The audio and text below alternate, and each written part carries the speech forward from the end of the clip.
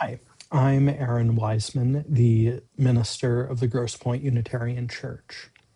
From January until June of this year, I'll be offering classes on spiritual practices. Spiritual practices are practices that you do with attention, intention, and repetition that are designed to calm yourself down and help you perhaps find a deeper sense of connection to yourself, to others, and perhaps to God, the mystery, whatever. I am hoping that each month, at the beginning of the month, I will share a video like I'm doing right now to help you learn about a spiritual practice. I will also be creating a 1 or 1.5 page handout to help you in your practice. And you can choose to engage with these however you see fit. And then at the end of the month, if you want to, you are invited to join us in person at the Grosse Pointe Unitarian Church to learn about that contemplative practice and experience it in a group. So this month, we'll be doing centering prayer. Now, centering prayer is a little bit different than other forms of prayer. It is focused on a prayer that is silent. It relies on an anchor word to which you, as the practitioner, can and should return to when your mind wanders. According to some research out there, centering prayer can actually help rewire some neural pathways. Now, you may be wondering, where does it come from? Well, the seeds for centering prayer were planted by the desert fathers and mothers. This contemplative practice was first recorded in the 4th century by St. John Cassian. However, centering prayer as we know it today wasn't actually truly formed until the mid 1960s and 70s by several Trappist monks at the St. Joseph's Monastery in Spencer, Massachusetts. By the way, they also make really fabulous jams there. This area of Massachusetts has a great number of retreat centers, both Catholic and Christian, but also Buddhist.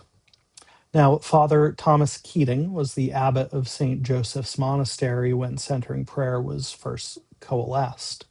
He would often meet many young people who got lost looking for the Buddhist retreat center who were raised Catholic, but had no idea that there were contemplative practices to be found in their own traditions.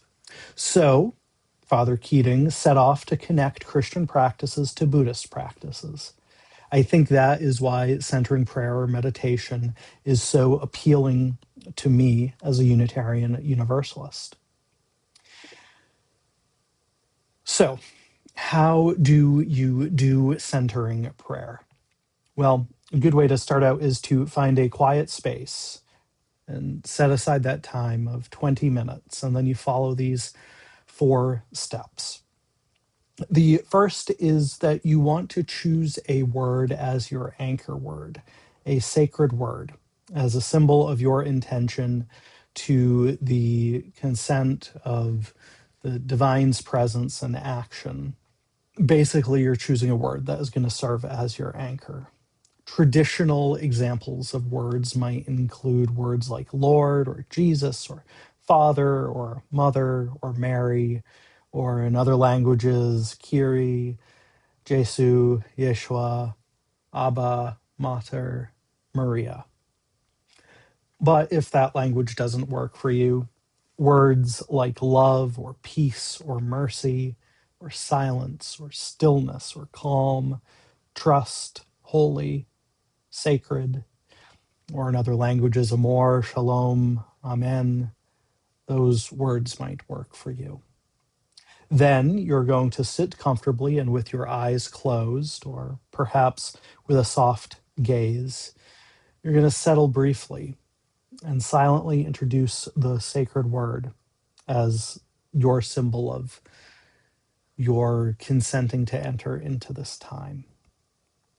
Now, when you realize that you're becoming aware of what your brain is thinking, you can return to that anchor word. Hopefully, you're using some kind of timer, because then at the end of the time that you've set aside for the centering prayer, you remain in silence with your eyes closed for a few moments. One variation that I found worked for me was to pick two sacred words and say one on the inhale of your breath and one on the exhale of your breath.